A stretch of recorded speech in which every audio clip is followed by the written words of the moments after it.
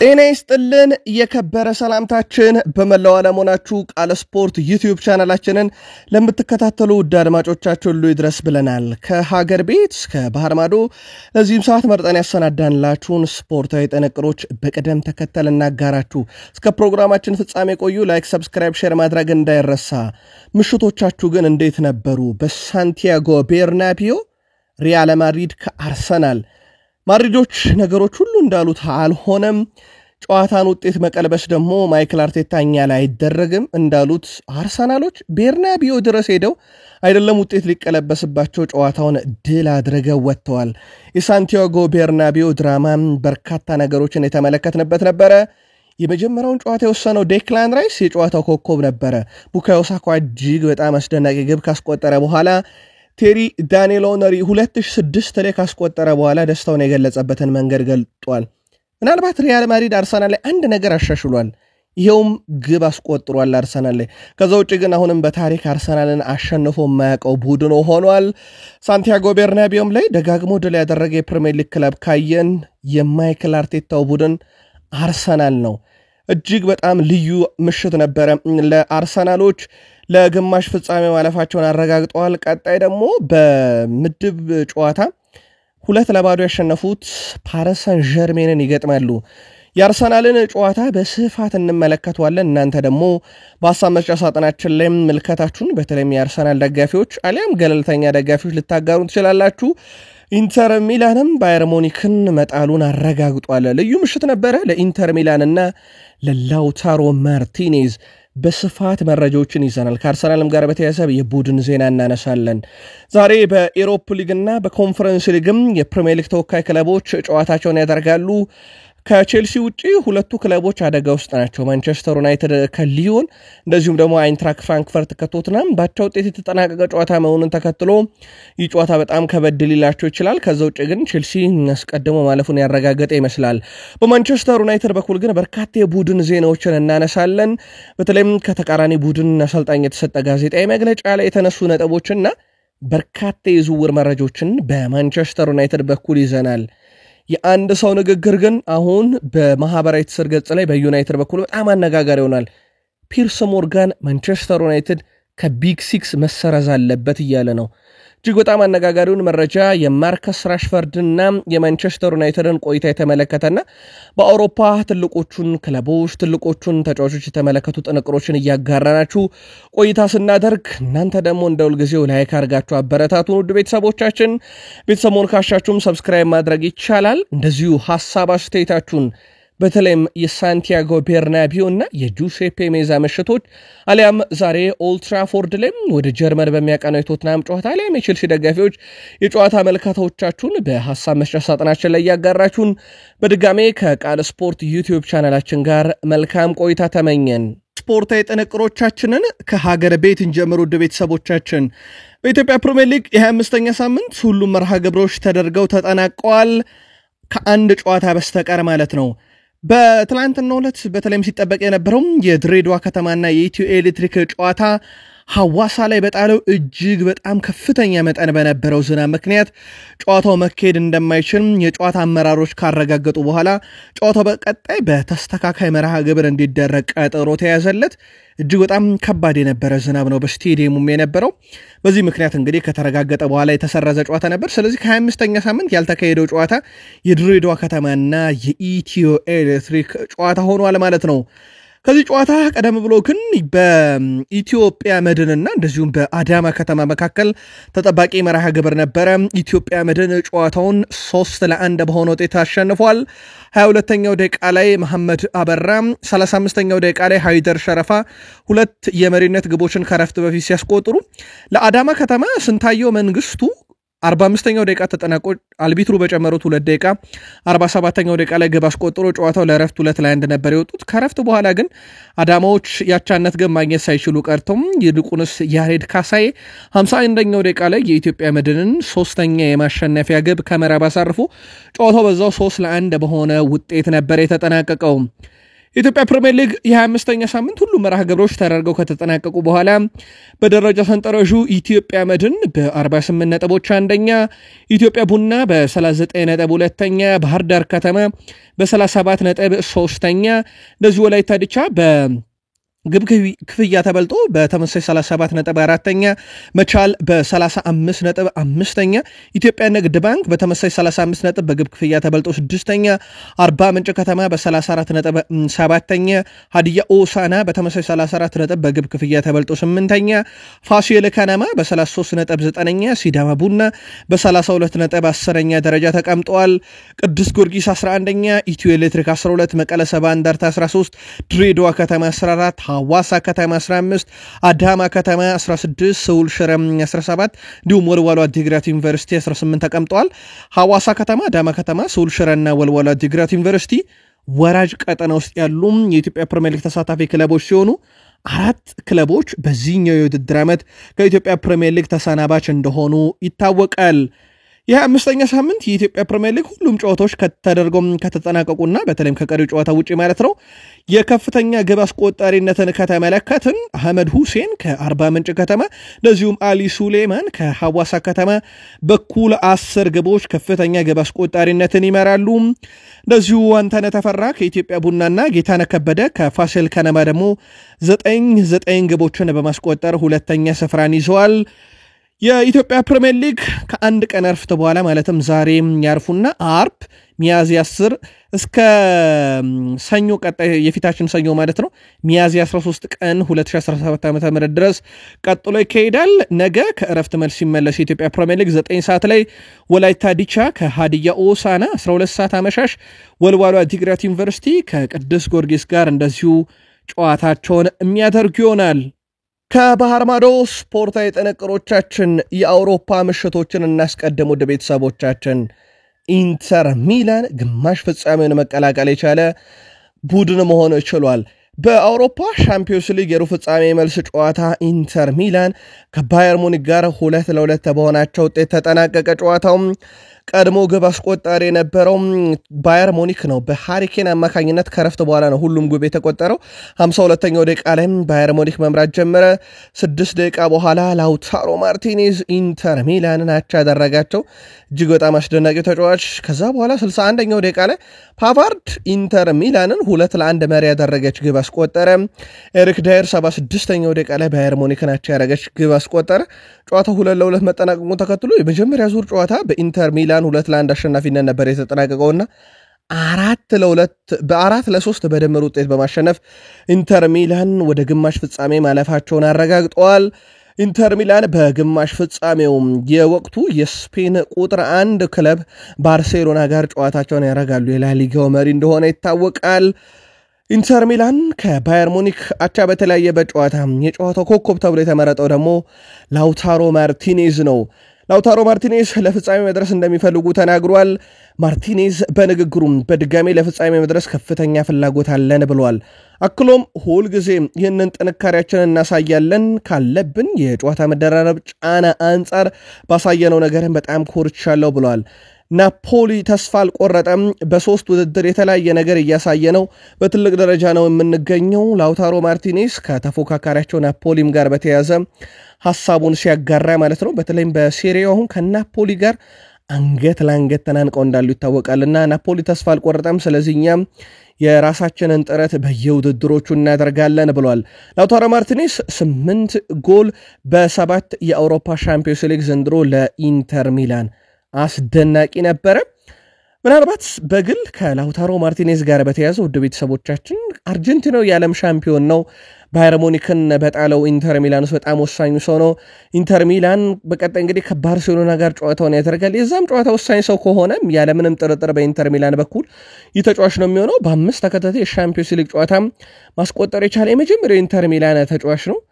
ባላንዶር ከሚገባቸው ተጫዋቾች ውስጥ ግን መመደብ አይችልም። የግል መልከታችሁን አጋሩን። በሻምፒዮንስ ሊግ ታሪክ ብዙ ጨዋታዎችን በማድረግ ሙለር ከሜሲ እኩል 163 ጨዋታዎችን ማድረግ ችሏል።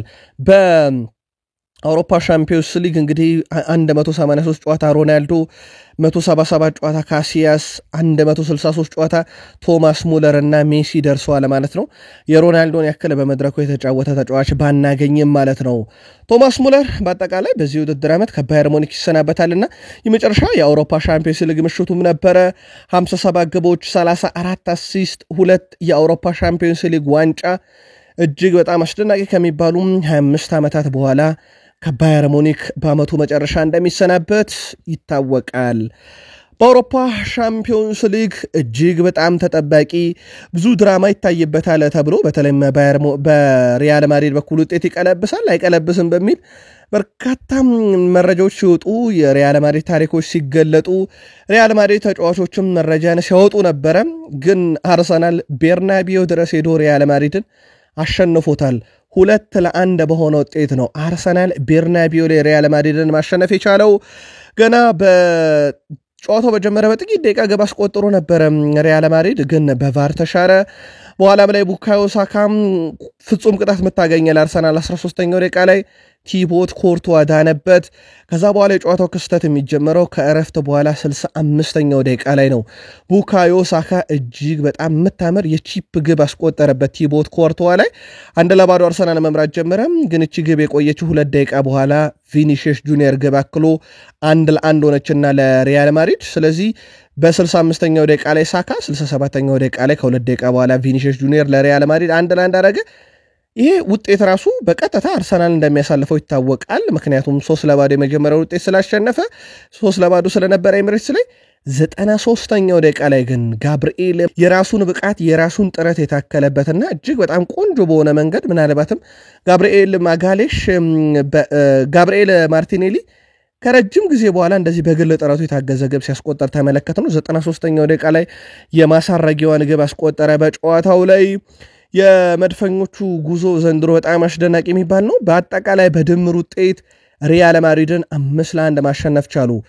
ቶማስ ፓርቴ ቢጫ ካርድ መመልከቱን ተከትሎ የመጀመሪያው የግማሽ ፍጻሜ የኤምሬትስ ጨዋታ ያመልጠዋል ከፈረንሳዩ ቱጃር ክለብ ፓሪስ ሰን ጀርሜን ጋር ሲያደርጉ። አርሰናል ከሪያል ማድሪድ ጋር ያደረጋቸውን 4 የሻምፒዮንስ ሊግ ጨዋታ አልተሸነፈም። 3ቱን ማሸነፍ ችሏል፣ አንዳቸው ወጥቷል። አርሰናል በግማሽ ፍጻሜ ፈረንሳዩን ክለብ ፓሪስ ሰን ጀርሜንን ይገጥማል ማለት ነው።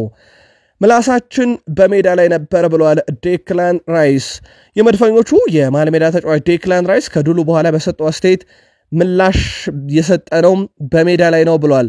ታሪካዊ ምሽት ሲል የቤርናቢዮን ድል የገለጸው ራይስ ውጤቱን ስለ መቀየር ብዙ ሲያወሩ ነበር፣ የኛ ምላስም ምላሽም የነበረው ግን በሜዳው ላይ ነበረ ብለዋል። በደርሶ መልስ መርሃ ግብር የጨዋታው ኮከብ በመባል የተመረጠው ዴክላን ራይስ በአሰልጣኝ ማይክል አርቴታ እምነት አለኝ ብለዋል። ይህ ክለብ በቀጣይ ዓመታት ተአምር ይሰራል ሲል የገለጸው ራይስ በአሰልጣኛችን ሙሉ እምነት አለን ሲል ተደምጧል። ዴክላን ራይስ በመጨረሻም የአውሮፓ ሻምፒዮንስ ሊጉን ማሸነፍ እንፈልጋለን በማለት ሐሳቡን አጋርቷል። ጨዋታው ከባድ ነበር ብሏል ቫስኩዝ። የሎስ ብላንኮች ተጫዋች ሉካስ ቫስኬዝ ጨዋታው ባሰቡት መንገድ እንዳልነበረ ከጨዋታው በኋላ ተናግሯል። ጨዋታው ከባድ ነበር ያለው ቫስኬዝ ጨዋታው ከቁጥጥራችን ውጭ አልነበረም፣ ሆኖም የምንፈልገውን ማድረግ ሳንችል ቀርተናል ብሏል። ተጋጣሚያቸውን አርሰናልን በተመለከተ ለመከላከል ነበር የመጡት፣ በመጀመሪያ አጋማሽ ምንም አላደረጉም ሲል የገለጸው ቫስኬዝ በሁለተኛ አጋማሽ የሚያሸንፉበትን አጋጣሚዎች አግኝተዋል ብሏል። ለሽንፈቱ የቡድኑ አባላት ኃላፊነት መውሰድ እንደሚገባቸው የገለጸው ቫስኬዝ ማድሪዳውያን ያለንን ሁሉ በሜዳ ላይ እንደምንሰጥ ያውቃሉ ሲል ለደጋፊዎችም መልእክቱን አስተላልፈዋል። የሎስ ብላንኮች ግብ ጠባቂ ቲቦት ኮርቱዋ ቡድናቸው የግብ አስቆጣሪዎች ችግር እንደነበረበት ከጨዋታው በኋላ ተናግሯል። ብዙ ኳሶችን ስናሻገር ነበር፣ ነገር ግን በዚህ ዓመት ሆሴሉ የለንም ያለው ኮርቱዋ በማጥቃት ረገድ ስኬታማ አልነበርንም፣ አርሰናል ከኛ የተሻለ ነበር ብሎታል። ከኛ በሚሻለ ቡድን የተሸነፍነው፣ ይህንን መቀበል አለብን። አርሰናል የተደራጀ ቡድን ነው ሲል ቲቦት ኮርቱዋ ሐሳቡን አጋርቷል።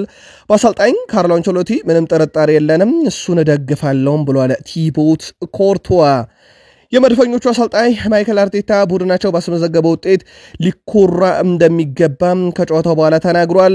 ምሽቱ የእግር ኳስ ዘመኔ ምርጥ ምሽት በማለት የገለጸው ማይክል አርቴታ በዚህ መልኩ ሪያል ማድሪድን በማሸነፍ ልንኮራ ይገባል ብለዋል። ስለ ቀጣይ ተጋጣሚያቸው ፓሪስ ሰን ዠርሜን የተጠየቁት ማይክል አርቴታ ከየትኛው ቡድን ጋር መፎካከር እንደምንችል በምሽቱ ጨዋታ አሳይተናል፣ ከማንም ጋር ለመፋለም ዝግጁ ነን ብለዋል። የመድፈኞቹ አሰልጣኝ ማይክል አርቴታ አሰልጣኝ ካርሎ አንቸሎቲ ከጨዋታው በኋላ እንዳበረታቷቸው ገልጸዋል። አሰልጣኝ ካርሎ አንቸሎቲ አሁን አርሰናል ዋንጫውን እንዲያሳካ ፈልጋለኝ ብሎ ነግሮኛል ሲሉ ተደምጠዋል። ማይክል አርቴታ አሰልጣኝ ካርሎ አንቸሎቲ በኩላቸው አርሰናል ግማሽ ፍጻሜ መድረስ ይገባቸዋል፣ ከኛ በጣም የተሻሉ ነበሩ፣ ዋንጫውንም የማንሳት አቅም ያለው ቡድን አሁን በዚህ ሰዓት አርሰናል ነው ሲሉ ተደምጠዋል። አሰልጣኝ ካርሎ አንቸሎቲ የእሳቸውን ቆይታ በተመለከተ ግን ውድ ቤተሰቦቻችን አሁንም ምንም እርግጥ የሆነ ነገር የለም። በርካቶች ግን ጥርጣሬ ያላቸው በካርሎ አንቸሎቲ የሪያል ማድሪድ ቆይታ ላይ የአርሰናል አሰልጣኝ ማይክል አርቴታም ያለ አሰልጣኝ ፔፕ ጋርዲዮላ አሁን ያለውበት አልሆንም ነበር በማለት አሰልጣኝ ፔፕ ጋርዲዮላንም አመስግኗል። ክብሩን አሰልጣኝ ፔፕ ጋርዲዮላ ይውሰድ ያሉት ማይክል አርቴታ ያለሱ አሁን እዚህ ቦታ ላይ አልገኝም ነበር በማለት ገልጿል። ከጋርዲዮላ ዛሬ ጠዋት በስልክ አውርተው እንደነበረ ያረጋገጡት አሰልጣኝ ማይክል አርቴታ እሱን አመስጋኝ ነኝ ሲሉ ተደምጠዋል። ምክትል አሰልጣኙ ያደረገኝ እሱ ነው፣ እሱ አራኤ ነው፣ ዛሬ የተፈጠረው ነገር ሁሉ የተፈጠረው በእርሱ ምክንያት ነው ብሏል። ማይክል አርቴታ ግን ከጨዋታው በፊት አንድ ነገር ተናግረው ነበረ። ውድ ቤተሰቦቻችን የመድፈኞቹ ዋና አሰልጣኝ ማይክል አርቴታ ከመልስ ጨዋታው በፊት ከአሰልጣኝ ጋርዲዮላ ጋር አለመነጋገራቸውን ገልጸው ነበር። ግን ከጨዋታው መጠናቀቅ በኋላ ቢያንስ በስልክ ማውራታቸውንና ምስጋናውን ለሱ እንደሚያቀርቡም ተናግረዋል። በርካቶችም እርግጥ ማይክል አርቴታ ሲነሳ አሁን ለደረሰበት የእግር ኳስ ፍልስፍናና እውቀት የታክቲክ ችሎታ ከጋርዲዮላ ጋር መስራቱን በርካቶች እንደ ምክንያት ሲያነሱ እንደነበረ የሚዘነጋ አይደለም። የመድፈኞቹን አንድ ግብ ያስቆጠረው ቡካዮ ሳካ ቡድናቸው ዋንጫውን ማሸነፍ እንደሚችል ገልጿል። የአውሮፓ ምርጡ ቡድን በሜዳውና በሜዳችን ማሸነፍ እንደምንችል አሳይተናል ሲል የተደመጠው ቡካዮ ሳካ አርሰናል የሻምፒዮንስ ሊጉን ዋንጫ ማሸነፍ ይችላል፣ እንዲሁ ይህንን የማድረግም አቅሙም አለን፣ ማሸነፍም እንፈልጋለን ብለዋል። ቡካዮ ሳካም ያገኛትን ፍጹም ቅጣት ምት ባመከነበትም ሰዓት ግብ እንደማስቆጥር እርግጠኛ ነበርኩኝ፣ በጨዋታም ግብ አስቆጥር ያለው ብለዋል። በደርሶ መልስ በአርሰናል የተረቱት ሎስ ብላንኮቹ ዋና አሰልጣኝ ካርሎ አንቸሎቲ አርሰናል ማለፋቸው ተገቢ ብለውታል። ቡድናቸው የተቻለውን ማድረጉን የገለጹት አንቸሎቲ ነገሮችን መለወጥ ሳንችል ቀርተናል፣ አርሰናሎች ቀጣዩን ዙር ማለፍ ይገባቸዋል፣ እግር ኳስ ሁለት ገጸ ባህሪያት አሉት በማለት የተናገሩት አንቸሎቲ ላለፉት ዓመታት ያሳለፍናቸው የደስታ ጊዜያት አንዱ ሲሆን ሁለተኛው አስከፊውን የእግር ኳስ መልክ የምናይበት ጊዜ ላይ ነን ብለዋል። ቡድናቸውም ከሻምፒዮንስ ሊጉ ቢሰናበትም ካርሎ አንቸሎቲ አሁንም ላሊጋ፣ ኮፓ ዴል ሬይ እንደዚሁም የዓለም ክለቦች ዋንጫን ማሸነፍ እንችላለን ብለዋል። ስለ ቆይታቸው የተጠየቁት አንቸሎቲ አላውቅም፣ ማወቅ አልፈልግም ሲሉ ምላሽ ሰጥተዋል። በእርግጥ በላሊጋውም በባርሴሎና ይመራሉ፣ በነጥብ ይበለጣሉ። ኮፓ ዴል ሬይም ላይ ፍጻሜ የሚያደርጉት በስፔን ሱፐር ካፕ በርካታ ግብ አስቆጥሮ ያሸነፋቸውን ባርሴሎና እንደሆነ ይታወቃል። አርሰናል ከ16 ዓመት በኋላም ለመጀመሪያ ጊዜ ሻምፒዮንስ ሊግ ግማሽ ፍጻሜ መድረስ የቻለበት ሲሆን ሻምፒዮንስ ሊጉን ብሎ ወደ ሪያል ማድሪድ የመጣው ምባፔ የቀድሞ ቡድኑ ግማሽ ፍጻሜን ሲቀላቀል እሱ ግን ከሪያል ማድሪድ ጋር ይሄንን ሳያሳካ ቀርቷል። ሳንቲያጎ ቤርናቦም ተጉዞ ሁለቴ ማድሪድን ያሸነፈ የመጀመሪያው ቡድን አርሰናል እንደዚህ የሆነበት አጋጣሚ ሲፈጠር ኪሊያን ምባፔም በእነኚህም ጨዋታዎች ጨምሮ ባለፉት 5 ጨዋታዎች ምንም ግብ ምንም አሲስት ያላደረገበት ነበረ። በታሪካቸው ለመጀመሪያ ጊዜ አርሰናል ላይ ግን ግብ ማስቆጠር ችሏል ሪያል ማድሪዶች። ሎስ ብላንኮች ሪያል ማድሪዶች በትላንት ምሽቱ ጨዋታ ቢያንስ አርሰናልን ሲገጥሙ ግብ ያለማስቆጠር ችግራቸውን በቪኒሺየስ ጁኒየር አማካኝነት ፈተውታል። ብቸኛዋን ግብ አስቆጣሪ እሱ ነበረ። ግን አሁንም አርሰናልን ማሸነፍ ለሪያል ማድሪድ እንደሌሎች ሊቀለው አልቻለም። ሚኬል ሜሪኖ በደርሶ መልስ ጨዋታ ሪያል ማድሪድ ላይ ግብ አስቆጥሮባቸዋል የመጀመሪያ ጨዋታ ላይ፣ አሁን ደግሞ አሲስትም ያደርጎባቸዋል። በአጠቃላይ 3 የግብ አስተዋጽኦ በሁለቱ የማድሪድ ጨዋታ ላይ አበርክቷል።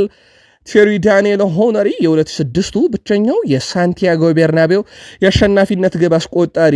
አርሰናል ዳግም በሳንቲያጎ ቤርናቤው በማሸነፉ ደስ ብሎኛል፣ በሁለቱም ጨዋታ ድንቅ ነበሩ ሲል ተደምጧል።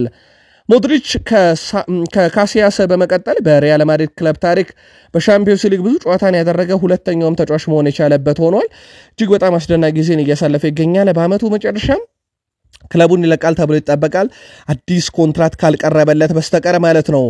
ዴክላን ራይስ በትላንት ምሽቱ ጨዋታው ኮከብ እንደነበረ ነገርናችሁ 96% ኳስ የማቀበል ስኬት 49 ኳስ ነካ 2 ቁልፍ ኳስ አቀበለ ከሁለት ሸርተቴ ሁለቱም ስኬታማ ነበሩ 2 ኳስ ብሎክ አድርጓል 3 ኳሶችን ከግብ ክልሉ አርቋል 4 ኳሶችን አቋርጧል 5 ኳሶችን መልሶ ነጥቋል 3 የመሬት ላይ ግንኙነቶችን አሸንፏል ወደ 7.4 ሬቲንግ የተሰጠው የጨዋታውም ኮከብ የነበረበት ምሽት ነበርና በአጠቃላይ የዴክላን ራይስ የሁለቱም ጉዞ ምርጥነት ትላንትና ገብ እንኳን ባያስቆጠርም ግን ፍጹም የተለየ ተጫዋች ነበረ እግር ኳስ ዛሬ አሸናፊ ሆናለች ያለው ደግሞ የቀድሞ የአርሰናል ተጫዋች ሳሚር ናስሪ ነበረ እግር ኳስ ዛሬ አሸንፋለች በህብረት የተገነባ ቡድን የከዋክብት ጥርቅምን ድል አድርጓል ሲል ነው ሳሚር ናስሪ ሐሳቡን ያጋራው አርሰናል በሻምፒዮንስ ሊጉም ሪያል ማድሪድን 4 ጨዋታ ተጫውቶ 3 ድል አንዳቻ 6 አስቆጥሮ አንድ ተቆጠረበት 3 ክሊን ሺትም አለው ፌብራሪ 21 26 ቴሪ ኦነሪ ሪያል ማድሪድ ላይ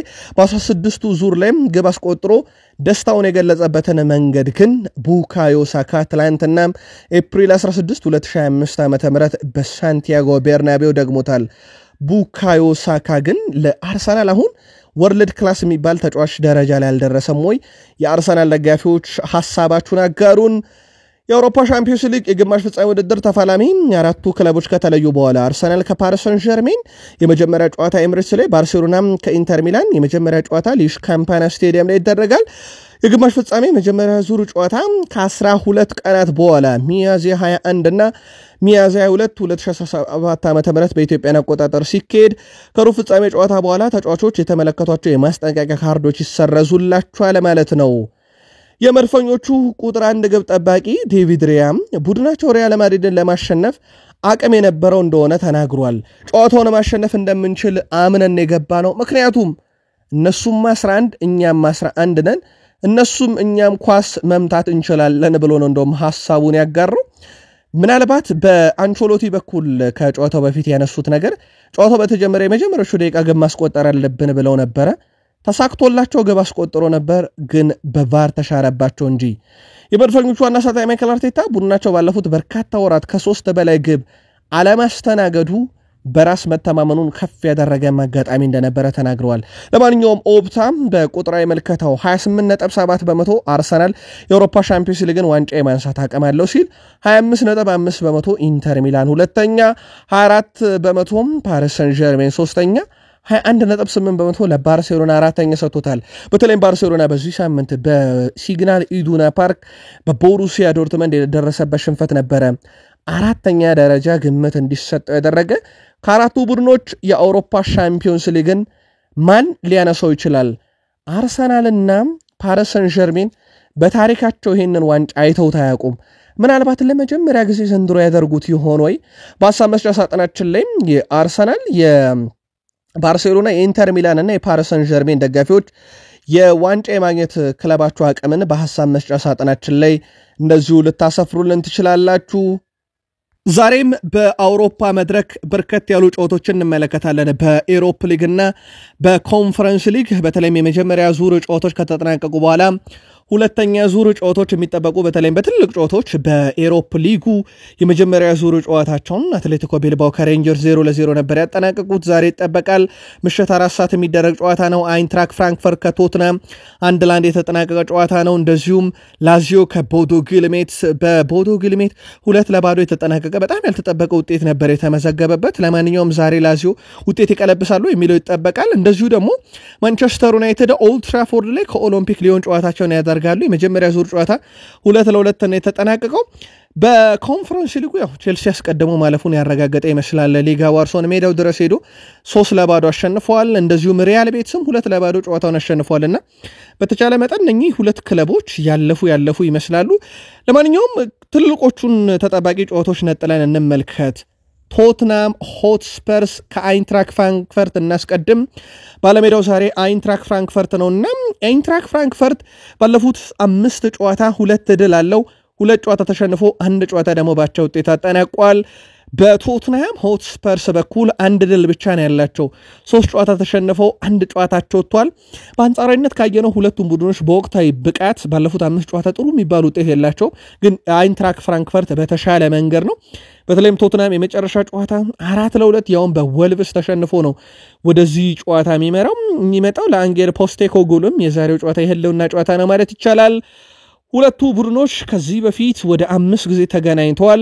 በእነኛ 5 ግንኙነት ቶትናም ሁለቱን ሲያሸንፍ አይንትራክ ፍራንክፈርት እንዳሸንፏል። 2 ጊዜ ደግሞ ባቻ ውጤት አጠናቀዋል። ስለዚህ በሁለቱ ክለቦች መካከል የእርስ በርስ ግንኙነት ቶትናም የተሻለ ሪከርድ አለው። ዛሬ የምሽት 4 ሰዓት ዲሽ ባንክስ ፓርክ ስቴዲየም 51500 ደጋፊዎች በዲዮን ቱፑ ሞይለር የሚሰለጥነው አይንትራክ ፍራንክፈርት በአንጌል ፖስቴኮግሉ የሚሰለጥነው ቶትናም ሆትስፐርስን ያስተናግዳል። የመጀመሪያ ዙር ጨዋታ 1-1 የተጠናቀቀ ስለሆነ በትልቁ የሚጠበቅ መርሃ ግብር ነው።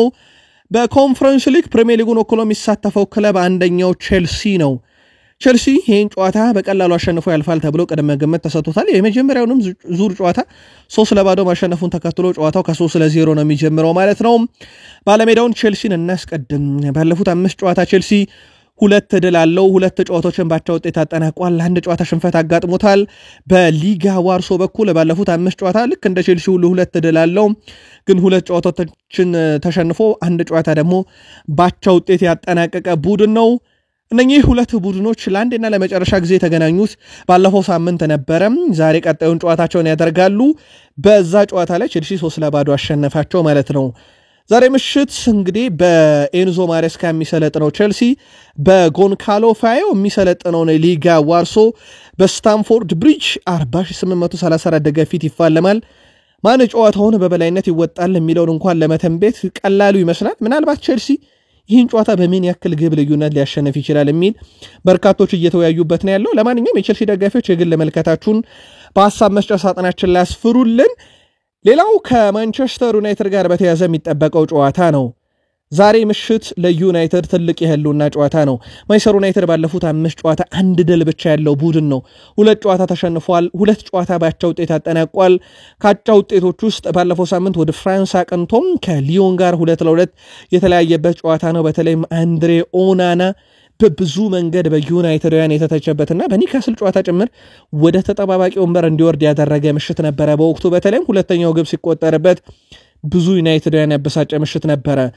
በተጋጣሚ ኦሎምፒክ ሊዮን በኩል ከተመለከትን ባለፉት 5 ጨዋታ ኦሎምፒክ ሊዮን 3 ድል አለው። 2 ጨዋታ ላይ ነጥብ ጥሏል። በአንዱ አቻ በአንዱ ተሸንፏል። የተሸነፈው በፍራንስ ሊጋ ነው። አቻ ወጣው ከዩናይትድ ጋር ነው። በአንጻሪነት ካየ ነው ባለፉት 5 ጨዋታ ከዩናይትድ ኦሎምፒክ ሊዮን የተሻለ የማሸነፍ ንጻሬ ነበራቸው። ቁጥሮችን ከተመለከትን ግን ማንቸስተር ዩናይትድ እና ኦሎምፒክ ሊዮን 6 የተገናኝተው ሊዮን በታሪክ ዩናይትድን አሸንፎት አያውቅም። አሁንም 3 ጊዜ ዩናይትድ አሸንፈዋል፣ 3 ጊዜ አቻ ወጥተዋል። እነኚህ 2 ቡድኖች ለመጨረሻ ጊዜ በተገናኙበት 5 ጨዋታ እንኳን ነጥለን ብናይ ዩናይትድ 3ቱን ድል አድርጓል፣ 2 ጊዜ አቻ ወጥተዋል። 1 ጊዜ 1-1 የተጠናቀቀ ጨዋታና ባለፈው ሳምንት 2-2 የተጠናቀቀው የኢሮፕ ሊግ የምሽት ጨዋታ ነበረ። ዛሬ ምሽት 4 ሰዓት ሲል በሩበን አሞሪም የሚሰለጥነው ማንቸስተር ዩናይትድ በፓውሎ ፎንሴካ የሚሰለጥነውን ኦሎምፒክ ሊዮን ኦልድ ትራፎርድ 76000 ደጋፊት ይፋለማል። ይህም ጨዋታ የመጀመሪያ ዙር ጨዋታ 2-2 መጠናቀቁን ተከትሎ 0-0 ተብሎ እንደሚጀመር ነው የሚቆጠረው። ኦልሞስት ከሜዳ ውጭ የሚባል የግብ አድቫንቴጅ ስለሌለ ማለት ነው። ዛሬ ያሸነፈ ቡድን ብቻ ነው በቀጥታ የሚያልፈው።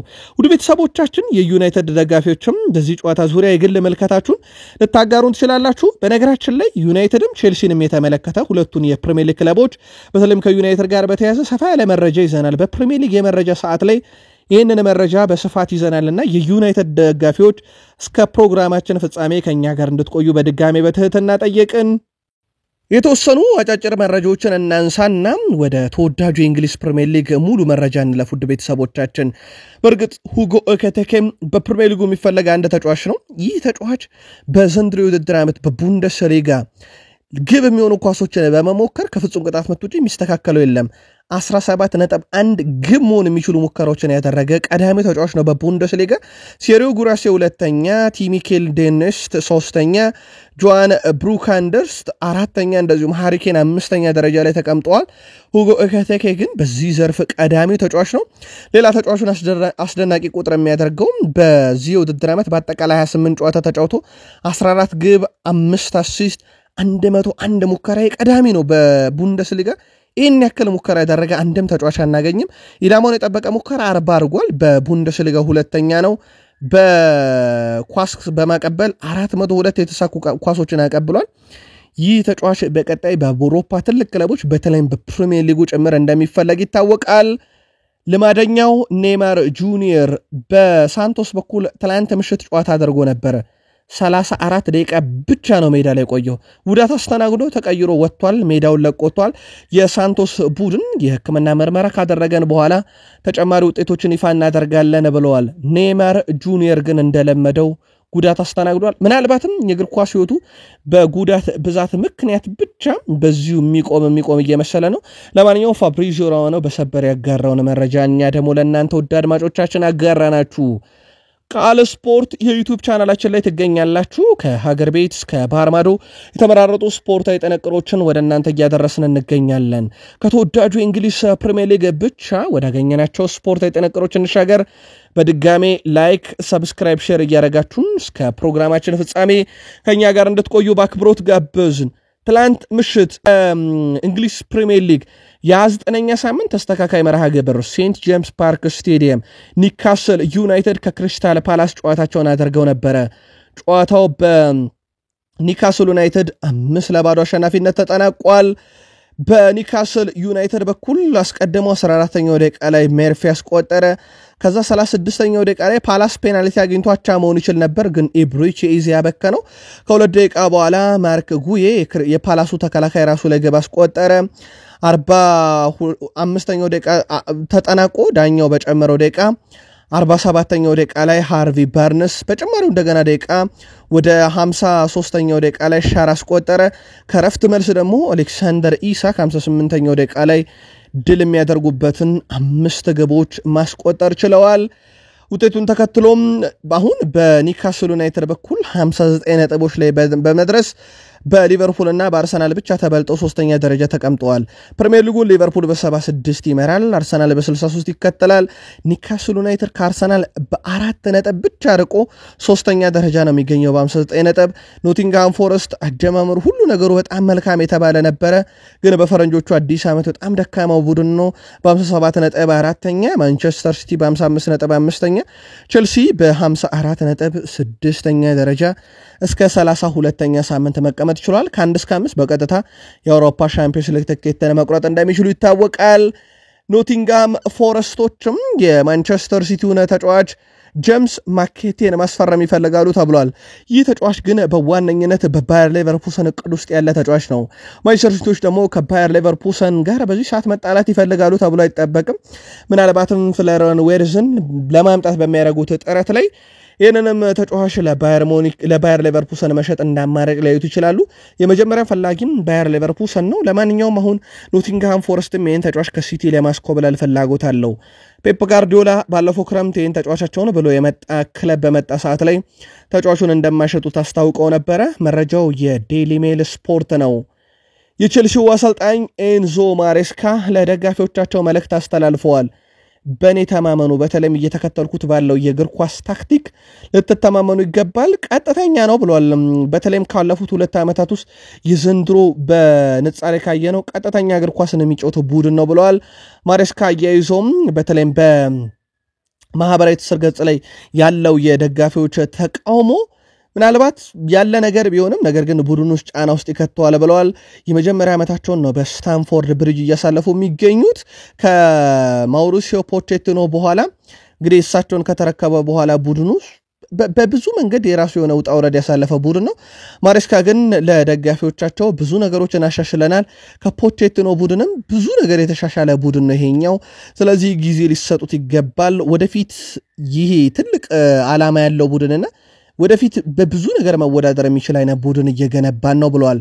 በእንግዲህ ባለፉት 2 ዓመታት ውስጥ ቼልሲ ከነበረበት ጉዞ አንጻርና ይሄኛውን ዓመት እንዴት ተመለከታችሁት? የእናንተን የግል መልከታ አጋሩን ውድ ቤተሰቦቻችን። ምናልባት ፖቼቲኖ መጀመሪያ በጣም የተቸገሩበትን ነገር በኋላም ላይ ወደ አውሮፓ ሻምፒዮንስ ሊግ የሚያስጠጋን ደረጃ ይዞ ለማጠናቀቅ ብዙ ጥረት አድርገው ነበረ። በኋላም ላይ በአንዳንድ ነገሮች ምክንያት ነበረ የአውሮፓ ሻምፒዮንስ ሊግ ትኬትን ሳይቆርጡ የቀሩት።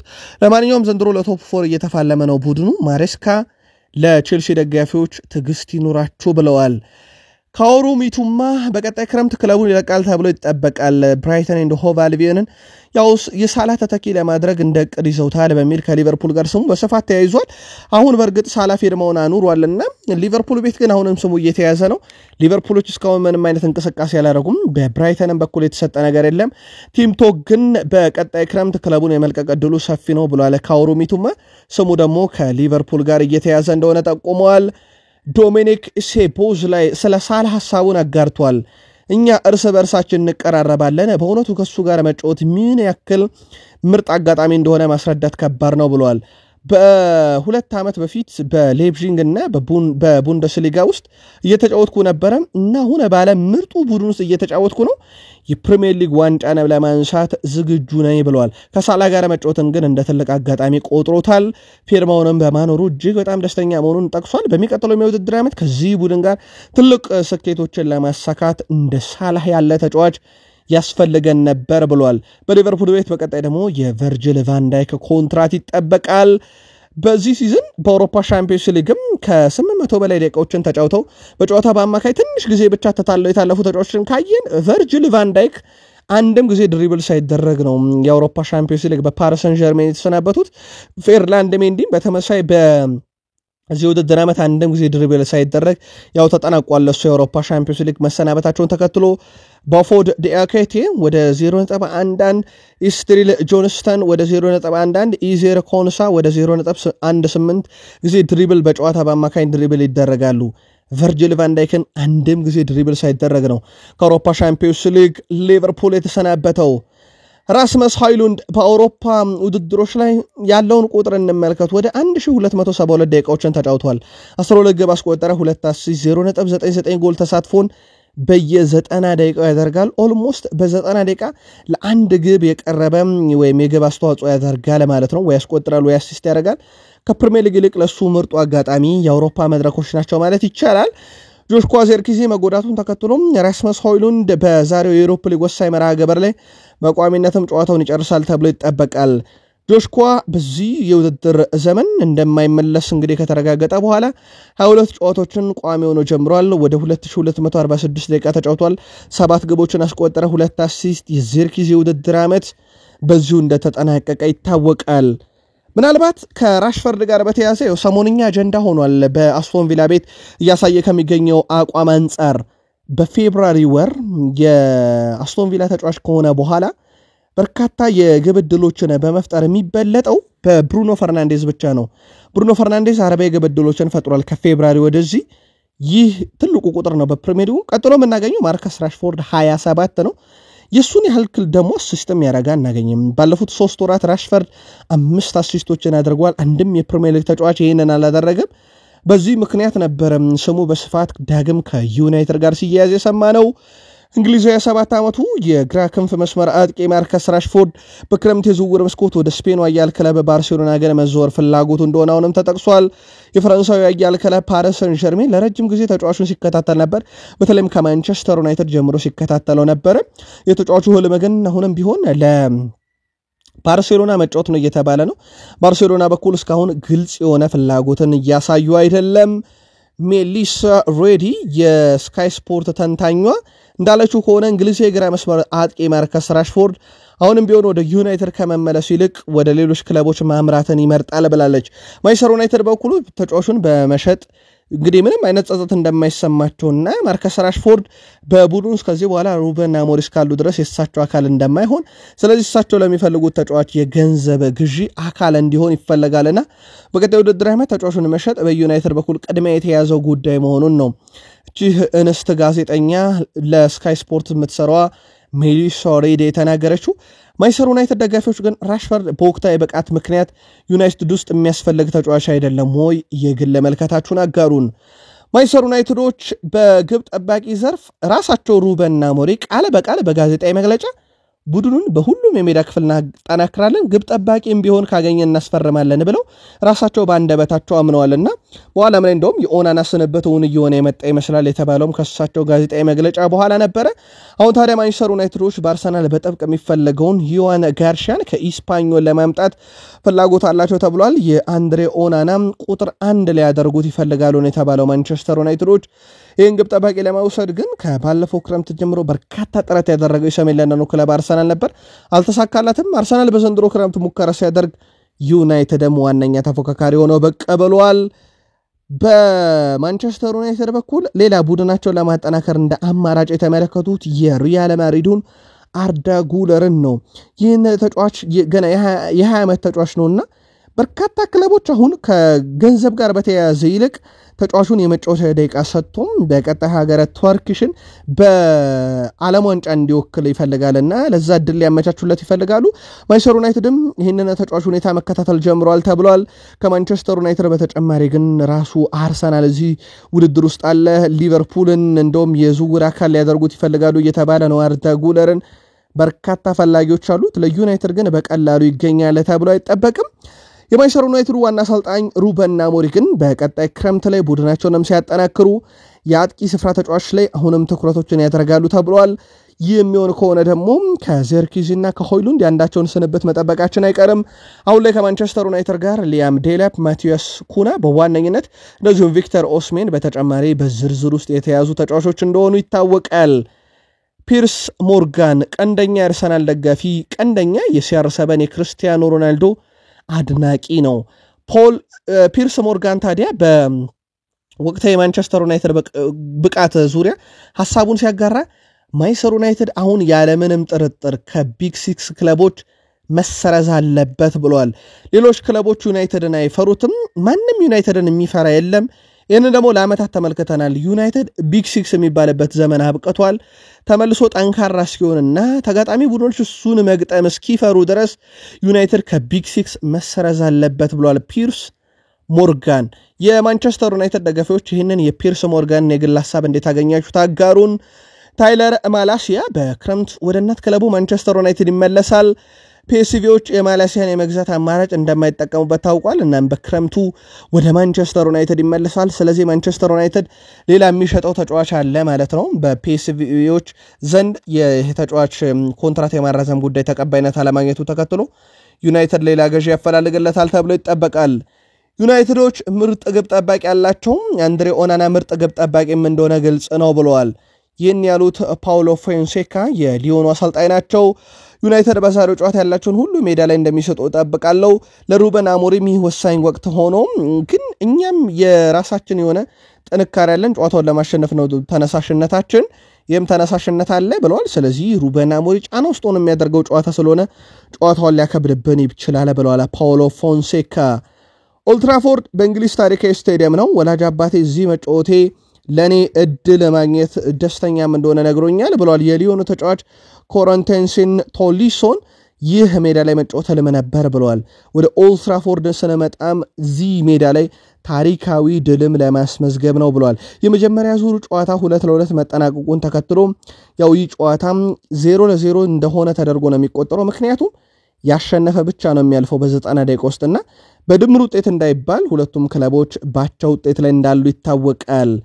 ልክ ምሽት 4 ሰዓት ማንቸስተር ዩናይትድ ከሊዮን ጋር ጨዋታ በሚያደርጉበት ሰዓት ላይ ላዚዮ ከቦዶ ግሊምት፣ አንገርስ ከሬንጀርስ፣ አይንትራክ ፍራንክፈርት ከቶትናም በኤሮፕ ሊግ በኮንፈረንስ ሊግ 2 ጨዋታዎች ይጠበቃሉ። ምናልባት ቸልሲ ከሌጋ ዋርሶ ጋር ኦልሞስት ያለቀለት ጨዋታ ይመስላል። 3-0 ቸልሲ እየመራ የሚያደርገው ጨዋታ ነው። ሪያል ቤት ከጄግሎያን የመጀመሪያ ዙር ጨዋታ በሪያል ቤት 2-0 አሸናፊነት ተጠናቋል። ምሽት 4 ሰዓት የሚደረግ ጨዋታ ነው። እነኚህ ዛሬ የሚጠበቁ ጨዋታዎች ናቸው።